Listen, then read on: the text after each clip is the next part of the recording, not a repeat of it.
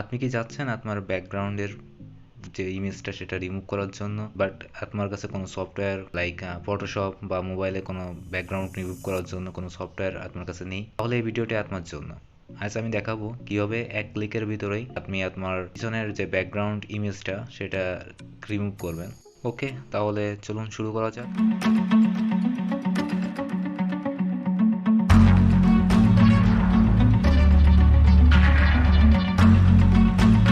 আমরা আমাদের মোবাইলে থাকা যে গুগল ক্রোমটা আছে সেই গুগল ক্রোমটা আমরা ওপেন করব এবং সার্চ বারে যে লিখব remove.bg। দেখুন আমি টাইপিং করলাম remove.bg। এখন আমি এই ওয়েবসাইটে চলে আসলাম।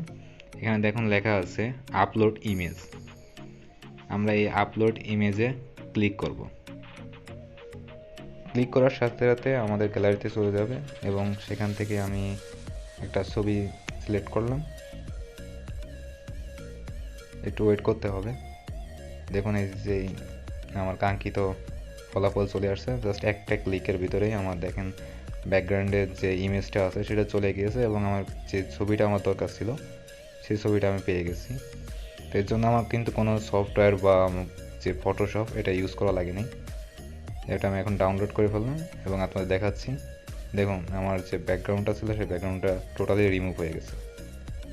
তো এইভাবেই আপনারা খুব সহজেই ফটোশপের সাহায্য ছাড়াই এবং কোনো সফটওয়্যারের সাহায্য ছাড়াই 1 মিনিটের ভিতরেই যে কোনো ধরনের ছবি ব্যাকগ্রাউন্ড ইজিলি রিমুভ করতে পারবেন। ভিডিওটি ভালো লাগলে অবশ্যই আমাদের চ্যানেলটি সাবস্ক্রাইব করুন এবং পাশে থাকা বেল আইকনটি ক্লিক করে রাখুন যাতে করে নতুন আপডেট আসলে আপনি জানতে পারেন। ভালো থাকবেন, সুস্থ থাকবেন। আল্লাহ হাফেজ।